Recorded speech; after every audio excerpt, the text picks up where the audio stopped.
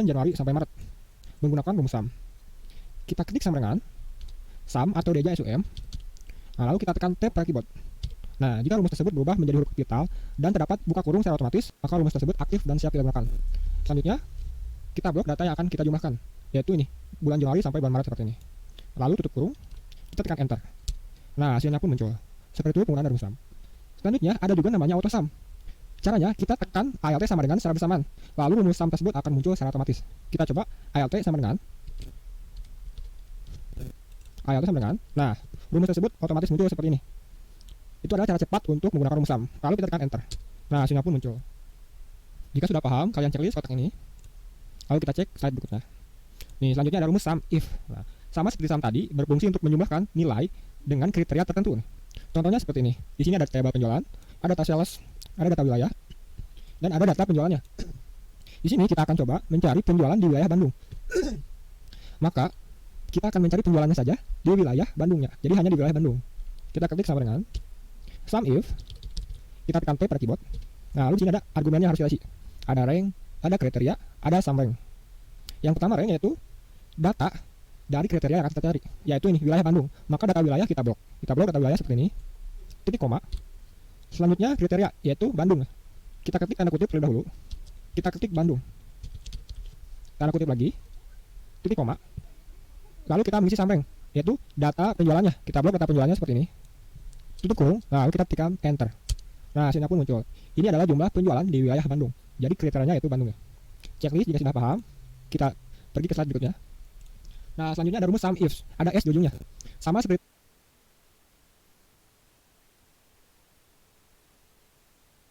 penjualannya. Kita blok data penjualannya seperti ini. Tutup kurung. Lalu kita tekan Enter. Nah, hasilnya pun muncul. Ini adalah jumlah penjualan di wilayah Bandung. Jadi kriterianya yaitu Bandung. Checklist jika sudah paham, kita pergi ke slide berikutnya. Nah, selanjutnya ada rumus SUM if. Ada S di ujungnya. Sama seperti tadi SUM if, yaitu menjumlahkan nilai. Namun SUM if ini kita bisa mencari dengan kita mengisi SUM rank, yaitu data penjualannya. Kita blok data penjualannya seperti ini. Tutup kurung. Lalu kita tekan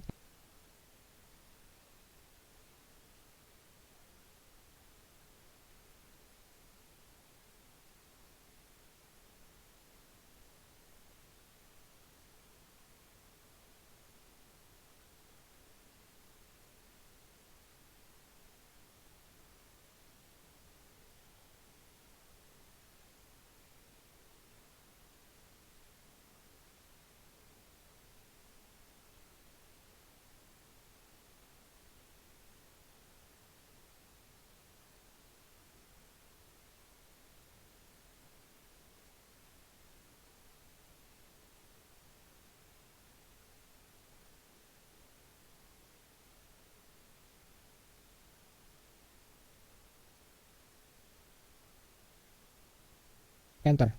Nah, hasilnya pun muncul. Ini adalah jumlah penjualan di wilayah Bandung. Jadi kriterianya yaitu Bandung. Checklist jika sudah paham, kita pergi ke slide berikutnya. Nah, selanjutnya ada rumus SUM if. Ada S di ujungnya. Sama seperti tadi SUM if, yaitu menjumlahkan nilai. Namun SUM if ini kita bisa mencari dengan beberapa kriteria. Jadi satu kriteria lebih. Jika SUM if hanya satu kriteria, kalau SUM if lebih dari satu kriteria. Contohnya, kita akan mencari jumlah penjual apel di wilayah Bandung. Jadi ada dua kriteria nih. Ada penjual apel, lalu kriteria di wilayah Bandung. Langsung saja kita coba ketik sama dengan SUM if.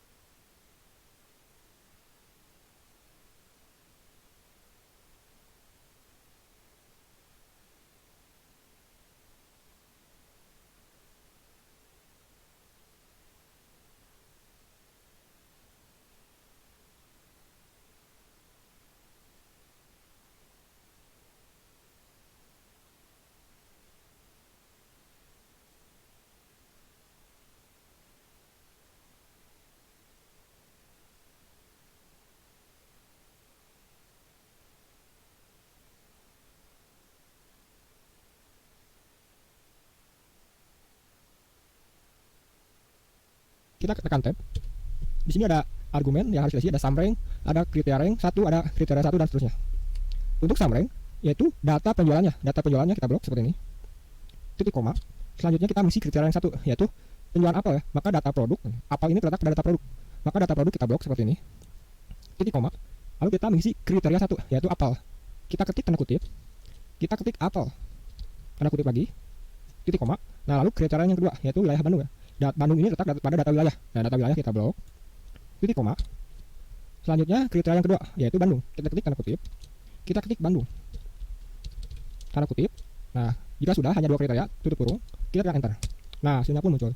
Ini adalah penjualan apel di wilayah Bandung. Jika sudah paham, checklist pada kotak ini. Slide berikutnya. Selanjutnya ada rumus average. Nah, rumus average berfungsi untuk mencari nilai rata-rata. Contohnya di sini kita akan mencari rata-rata penjualan produk laptop dari bulan Januari sampai Maret. Jadi berapa sih rata-rata penjualan produk laptop? Kita klik sama dengan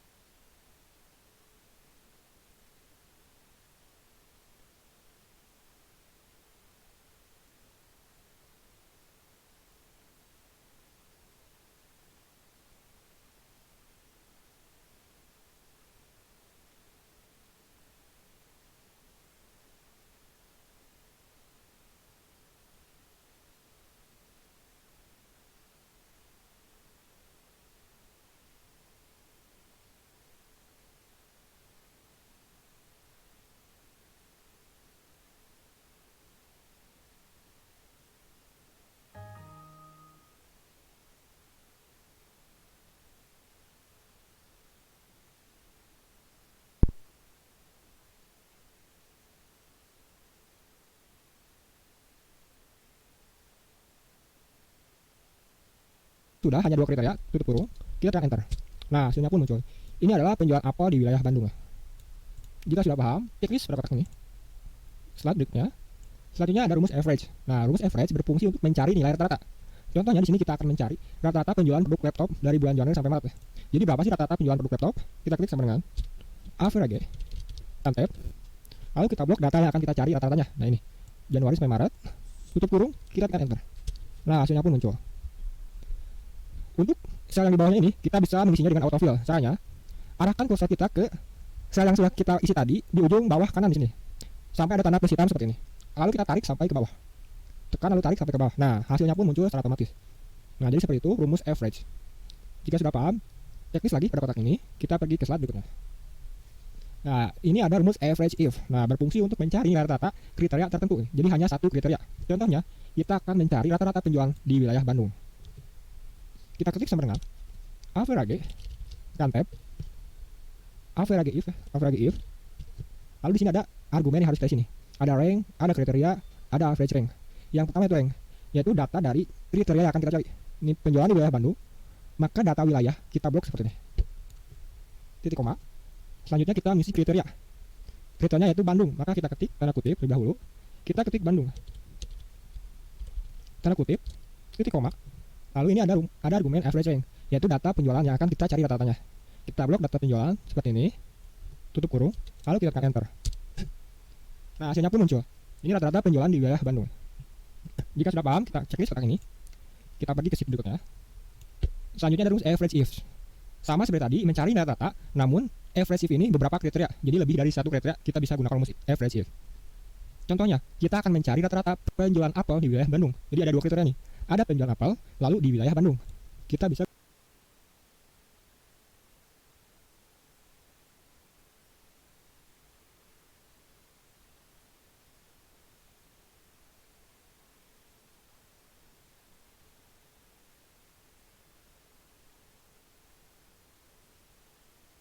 average rank, yaitu data penjualan yang akan kita cari rata-ratanya. Kita blok data penjualan seperti ini. Tutup kurung, lalu kita tekan enter. Nah, hasilnya pun muncul. Ini rata-rata penjualan di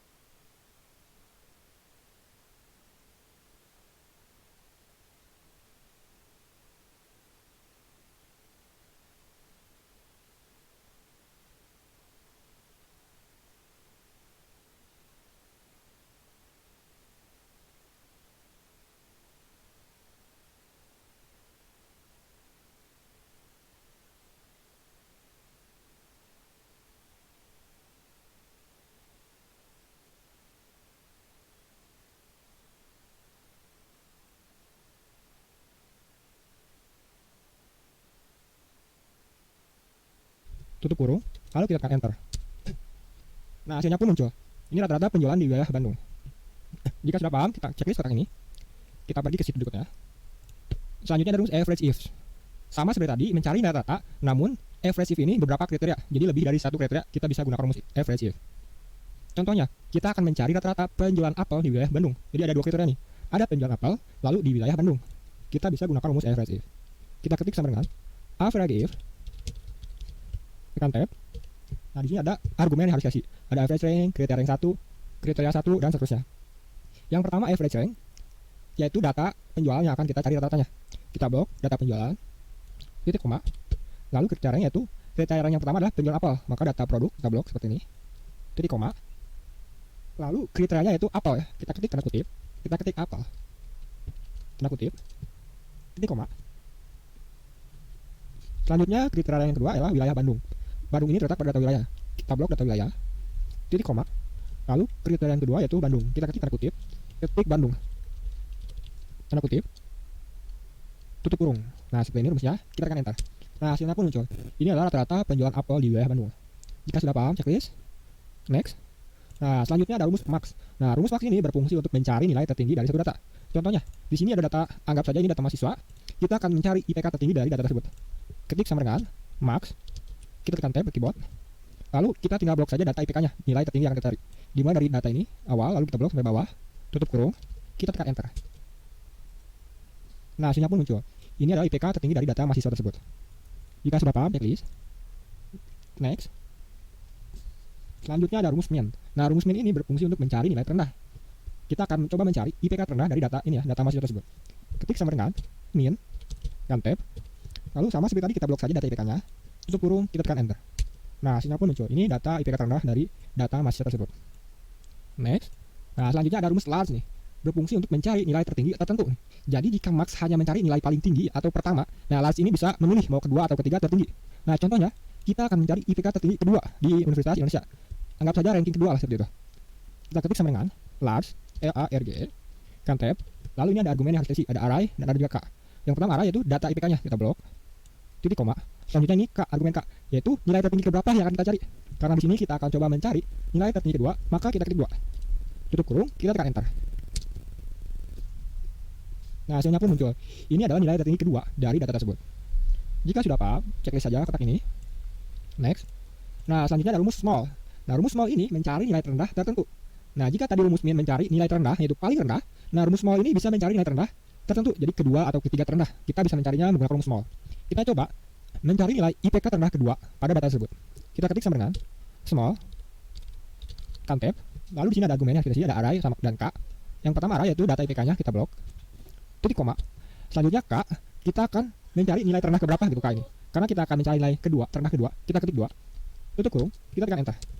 Nah, hasilnya pun muncul. Ini adalah nilai terendah kedua dari data tersebut. Kita checklist kotak ini jika sudah paham. Next. Nah, selanjutnya ada rumus if nih, yaitu mencari nilai perbandingan dari suatu data. Atau lebih simpelnya rumus logika ya. Nah, pada kasus ini kita akan coba mencari keterangan nih dari data siswa ini. Di sini ada catatan nih, jika nilainya 0 sampai 6 maka dinyatakan tidak lulus. Namun jika nilainya 7 sampai 10, siswa tersebut dinyatakan lulus. Kita akan coba mencarinya menggunakan rumus if. Langsung saja kita ketik sama dengan if, tekan tab keyboard. Lalu logical testnya, kita klik data nilai ini, nilai 7 dari data pertama, klik. Kita ketik lebih kecil, nah seperti ini. Lalu kita ketik 7, titik koma. Jika nilai ini lebih kecil dari 7, lalu selanjutnya value true jika benar, tanda kutip. Jika benar kurang dari 7 maka dinyatakan tidak lulus. Kita ketik tidak lulus. Tidak lulus. Titik koma. Jika salah, jika lebih kurang dari 7 atau berarti jika salah lebih dari 7 maka dinyatakan lulus. Kita ketik tanda kutip lulus. Tanda kutip tutup kurung. Nah, seperti ini. Kan enter. Nah, hasilnya pun muncul. Nilainya 7 dinyatakan lulus ya. Kita coba ke bawah out of field. Nah, hasilnya siswa dinyatakan tidak lulus karena nilainya 0 sampai 6 tidak lulus. Kurang dari 7 tidak lulus ya, seperti itu. Jika sudah paham, checklist pada kotak ini. Kita next slide berikutnya. Nah, selanjutnya ada rumus count. Rumus count ini berfungsi untuk mencari jumlah sel yang hanya diisi angka pada satu data. Ini contohnya. Di sini sel 1 ada 2 karakter nih, ada angka, ada huruf. Kalau sel kedua ini ada huruf angkanya saja. Nah, jadi rumus count ini hanya mencari jumlah sel yang angkanya saja. Kita coba ketik sama dengan count, count, kan tab. Lalu kita blok data yang akan kita cari seperti ini. tutup kurung, kita tekan enter. Nah, hasilnya pun muncul. Ada 8 data atau sel pada data tersebut yang berisi angka saja. Nah, seperti itu penggunaan rumus count. Jika sudah paham checklist pada kotak ini, kita pergi ke sheet berikutnya. Selanjutnya ada rumus count blank. Nah, count blank ini mencari jumlah sel yang kosong ya, tidak terisi data atau tidak terisi karakter. Kita coba sama dengan count blank. Tekan tab. Lalu kita blok data yang akan kita cari. Tutup kurung, kita tekan enter.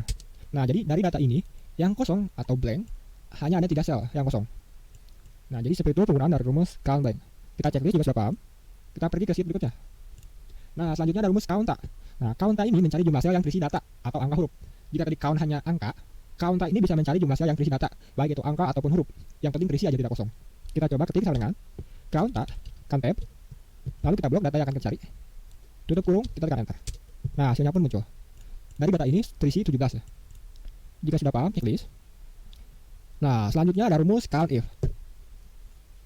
Rumus COUNTIF ini berfungsi untuk mencari jumlah sel berdasarkan kriteria tertentu. Nah, langsung saja kita praktekkan penggunaan rumus tersebut. Di sini ada data siswa, nama, ada jenis kelamin, dan ada data nilainya. Kita akan coba mencari jumlah laki-laki dari data ini. Nah, kita ketik sama dengan COUNTIF. Tab. Ini ada rank, ada argumen yang dikasih, ada rank, ada kriteria. Rank yaitu data dari kriteria yang akan kita cari. Karena kita akan mencari jumlah laki-laki. Nah, laki-laki ini terdapat pada ini data jenis kelamin. Kita blok data jenis kelamin, titik koma. Lalu kriterianya, tanda kutip, kita pilih laki-laki. Tanda kutip, tutup kurung. Nah, seperti ini. Kita coba jumlah perempuannya, tinggal copy saja rumus yang tadi, paste. Lalu kita ubah nih, kriterianya menjadi perempuan, hapus laki-lakinya, kita ketik perempuan, tekan enter. Nah, hasilnya pun muncul seperti ini. Nah, jadi seperti itu penggunaan rumus COUNTIF. Checklist jika sudah paham. Next selanjutnya. Nah, selanjutnya ada rumus COUNTIF, pakai S ya di ujungnya. Jika COUNTIF hanya satu kriteria, COUNTIF ini mencari jumlah sel dengan satu kriteria atau lebih. Contohnya, kita akan coba mencari jumlah perempuan dengan nilai 8. Kita coba sama dengan COUNTIF, tab,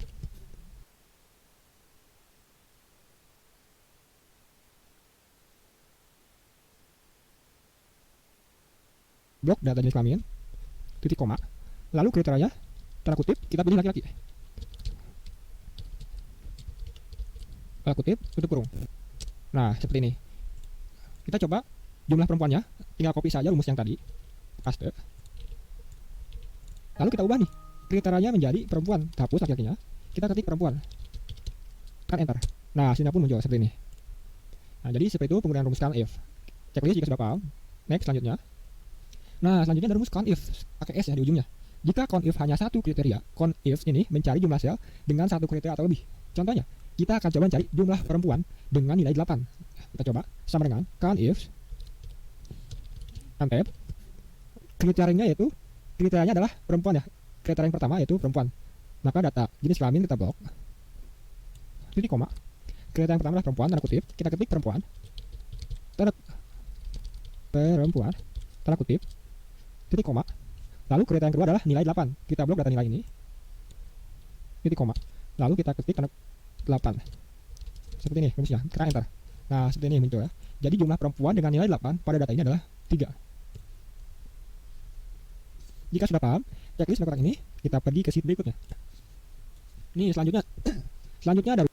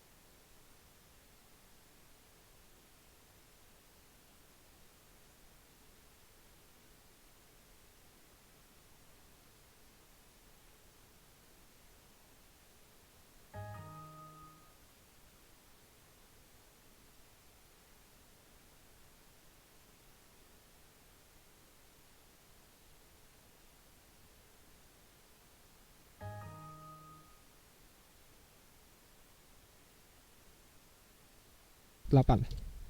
Seperti ini rumusnya, kita enter. Nah,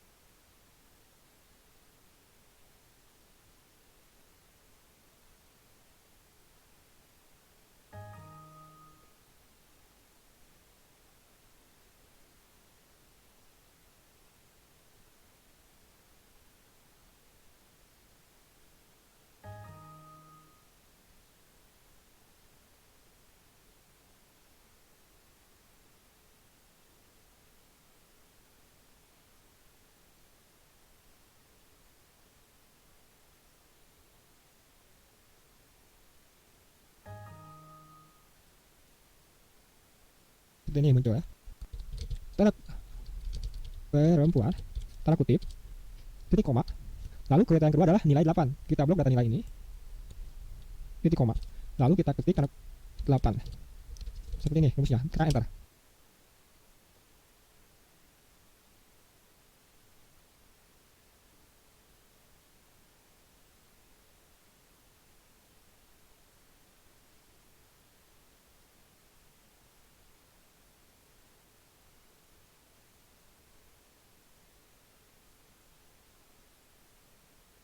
Nah, seperti ini muncul ya.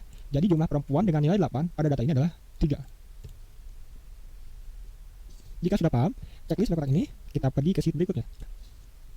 Ini selanjutnya selanjutnya ada rumus proper. Nah, rumus proper ini berfungsi untuk menjadikan huruf pertama setiap kata menjadi huruf besar dan sisanya huruf kecil. Langsung saja kita praktekkan. Di sini ada kata ada kalimat Universitas Indonesia. Kita coba klik sama dengan proper tab. Lalu kita klik saja sel teks ini, tutup kurung, kita tekan enter. Nah, hasilnya pun muncul ya. Dari yang tadi acak-acakan tadi berubah menjadi huruf besar kata pertamanya, lalu huruf kecil.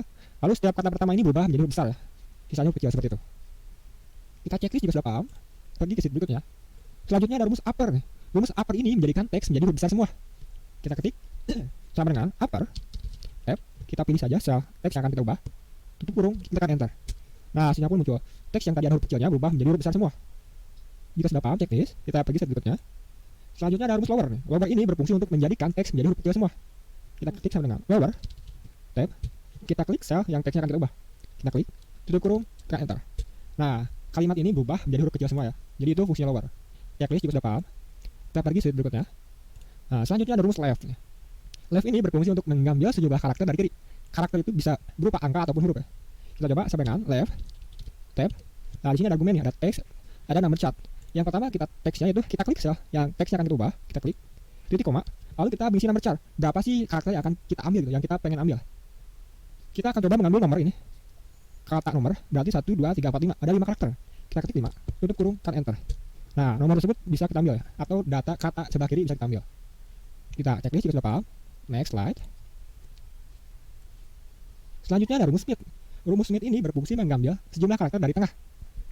Kita akan mencoba mengambil kata antrian ya. Sama dengan mid. Ini ada argumennya kita isi, teks, start number, lalu number chart. X-nya itu sel atau teks yang akan kita ubah, yaitu ini, atau kita ambil. Titik koma. Start number, jadi dimulai dari karakter berapa sih yang akan kita ambil? Antrian, kata A yang pertamanya, berarti dimulai dari karakter 1, 2, 3, 4, 5, 6, 7 ya. Kita ketik 7. Titik koma. Antrian ini ada berapa karakter? 1, 2, 3, 4, 5, 6, 7, ada 7. Tutup kurung, tekan enter. Nah, ini karakter dari tengah sudah bisa kita ambil menggunakan rumus Smith. Jika sudah paham checklist, kita pergi ke sheet berikutnya. Ini selanjutnya ada rumus right. Nah, rumus right ini mengambil sejumlah karakter dari kanan. Kita akan coba mengambil ini, angka 202. Kita klik sama dengan right tab. Ada teks, ada number chart. Kita klik teks yang kita ubah. Titik koma. Number chartnya ada berapa nih? Ada 3 karakter yang akan kita ambil. Antrian kata A yang pertamanya berarti dimulai dari karakter 1, 2, 3, 4, 5, 6, 7 ya. Kita ketik 7. Titik koma. Antrian ini ada berapa karakter? 1, 2, 3, 4, 5, 6, 7, ada 7. Tutup kurung, tekan enter. Nah, ini karakter dari tengah sudah bisa kita ambil menggunakan rumus Smith. Jika sudah paham checklist, kita pergi ke sheet berikutnya. Ini selanjutnya ada rumus right. Nah, rumus right ini mengambil sejumlah karakter dari kanan. Kita akan coba mengambil ini, angka 202. Kita klik sama dengan right tab. Ada teks, ada number chart. Kita klik teks yang kita ubah. Titik koma. Number chartnya ada berapa nih? Ada 3 karakter ya, 202. 3. Tutup kurung, tekan enter. Nah, hasilnya pun muncul. Nah, seperti itu penggunaan rumus right. Kita checklist jika sudah paham. Kita pergi ke sheet berikutnya. Selanjutnya ada rumus len nih. Rumus len ini berfungsi untuk menghitung jumlah karakter pada teks. Nah, kita akan menghitung berapa sih karakter dari kata ini. Belajar Excel 3 kali 1 minggu. Kita klik sama dengan len. Kita pilih teks yang akan kita ambil karakternya atau kita cari berapa karakternya. Tutup kurung, tekan enter. Nah, hasilnya pun muncul. Dari sel ini ada 29 karakter. Kita checklist jika sudah paham. Sheet berikutnya. Selanjutnya ada rumus concatenate. Nah, berfungsi untuk menggabungkan beberapa teks menjadi satu teks atau satu sel. Beberapa sel menjadi satu sel. Di sini ada 4 sel nih, 1, 2, 3, 4. Kita akan menggabungkan menjadi satu sel dari 4 tersebut. Kita klik sama dengan concatenate. Tab. Lalu kita klik sel pertama, titik koma. Teks berikutnya, titik koma. Teks berikutnya, titik koma. Sel yang terakhir, lalu tutup kurung, kita tekan enter. Nah, hasilnya seperti ini. Lalu di sini kan nggak ada spasinya nih. Bagaimana jika kita ingin memberi spasi pada setiap katanya? Nah, di sini kita akan coba menggabungkan nih, atau kita menambahkan spasi pada karakter ini ya. Mari belajar Excel bersama. Kita akan menambahkan spasi di setiap katanya. Sama dengan concatenate. Kita pilih teks pertama, titik koma, lalu kita tambahkan tanda kutip, spasi, tanda kutip, titik koma, teks yang kedua, tanda kutip, titik koma, tanda kutip, spasi, tanda kutip, titik koma, teks yang ketiga, titik koma, tanda kutip, spasi, tanda kutip, titik koma. Lalu sel yang terakhir, tutup kurung, kita enter. Nah, jadi muncul nih spasi dari setiap katanya. Jika sudah paham, checklist sudah ini, kita pergi ke sheet berikutnya. Nah, ini adalah rumus VLOOKUP. Nah, VLOOKUP ini berfungsi untuk mencari nilai dari suatu tabel dengan data vertikal. Nah, contohnya di sini ada tabel data nama ya. Datanya ini berangkat atau bergerak atau berada dari atas ke bawah nih secara vertikal, dari atas menuju bawah. Maka jika kita ingin mencari nilai dari data atau tabel ini, kita bisa menggunakan rumus VLOOKUP. Jadi vertikal lookup nih sebenarnya. Kita coba saja penggunaannya. Sama dengan VLOOKUP contab. Lalu ini ada argumen asosiasi, ada lookup value, ada table array, ada column index number, ada rank lookup. Yang pertama lookup value yaitu nilai kunci dari data yang akan kita cari. Karena kita akan mencari nama, kita bisa mencari nama menggunakan ini. Nomor 3 ini kita klik lookup value-nya, titik koma. Table array-nya itu table ini ya, table datanya kita blok, titik koma. Selanjutnya ini kolom index number yaitu kolom dari data yang akan kita cari. Kolom index itu nomor kolom ya. Kita akan mencari data nama. Nah, data nama ini terletak pada ini kolom nomor 2 dari table atau data yang akan kita cari nih. Kolom nomor 2, 1, 2, 3, 4. Maka kita ketik 2, titik koma. Rank lookup yaitu kita pilih saja false. Kita pilih false, tutup kurung, dan enter. Nah, kita cek nomor 3 apakah benar Kevin. Nomor 3 adalah Kevin ya, benar. Nah, jadi seperti itu penggunaan dari rumus VLOOKUP. Pergi sheet berikutnya. Nah, selanjutnya ada rumus HLOOKUP. Jika tadi VLOOKUP, ini HLOOKUP. Hampir sama seperti tadi, namun jika HLOOKUP kita mencari data dari tabel dengan data horizontal. Jadi datanya bergerak dari kanan atau dari kiri ya, dari kiri ke kanan nih secara horizontal. Jika tabel dari data ini yang akan kita cari secara horizontal, maka kita bisa menggunakan rumus horizontal. Kita coba sama dengan HLOOKUP. Di sini ada data-data hampir sama seperti tadi ya, VLOOKUP. Lookup value-nya kita bisa klik ini kode 2B ini, titik koma. Tabel array-nya ini data atau tabel dari data yang akan kita cari. Kita blok tabelnya, titik koma. Nah, selanjutnya ada row index number. Jika tadi VLOOKUP itu kolom index number, jika HLOOKUP row index number itu baris ya. Di sini dari atas ke bawah nih. Nah, kita akan mencari data produk yaitu kolom nomor 2 ya. Ini kode yang pertama, baris yang pertama, kedua, ketiga. Kita ketik 2, titik koma. Kita pilih false. Kurskan bawah, kita pilih contab. Tutup kurung, enter. Nah, silakan coba. Untuk kode 2B produknya laptop. Kita cek kode 2B ini ya, produknya laptop. Ya, benar. Untuk harga sama ya seperti tadi untuk produk laptop. Copy dulu. Kita paste saja rumusnya. Klik, double klik. Nah, yang bedakan ini row index number. Kita ubah saja yang tadinya 2 karena harga terdapat pada baris nomor 3. Kita klik 3, enter. Nah, silakan muncul laptop harganya 5 juta ya. Nah, jadi seperti itu penggunaan dari rumus HLOOKUP. Jika sudah paham, kita pergi ke sheet berikutnya. Nah, yang terakhir ini ada rumus XLOOKUP. Jadi rumus XLOOKUP ini adalah rumus upgrade dari VLOOKUP dan HLOOKUP. Jika tadi VLOOKUP hanya data vertikal, HLOOKUP hanya data horizontal. Nah, XLOOKUP ini bisa data dua-duanya, bisa horizontal ataupun vertikal ya. Langsung saja kita coba sama dengan XLOOKUP. Tab, lookup value-nya data nomor ini, titik koma. Lookup array yaitu data yang akan data dari nilai kunci tadi dari lookup value-nya. Data nomor kita blok, titik koma. Lalu return array yaitu data yang kita cari yaitu data nama, blok data nama. Langsung saja tutup kurung, kita kenal. Nah, hasilnya muncul. Nomor 3 adalah Kevin. Namun saya ingatkan ya, jika di Excel kalian tidak ada rumus XLOOKUP, kalian bisa menggunakan Microsoft 365 untuk menggunakan rumus XLOOKUP ini. Rumus XLOOKUP akan bisa upgrade dari VLOOKUP dan HLOOKUP.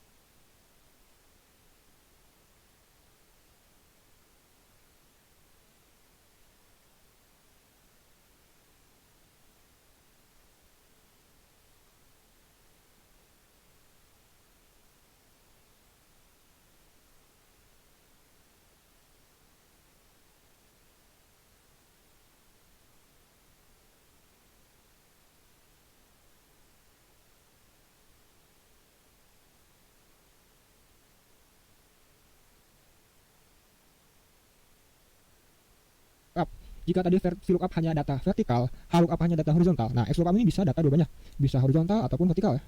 Langsung saja kita coba sama dengan XLOOKUP. Tab, lookup value-nya data nomor ini, titik koma. Lookup array yaitu data yang akan data dari nilai kunci tadi dari lookup value-nya.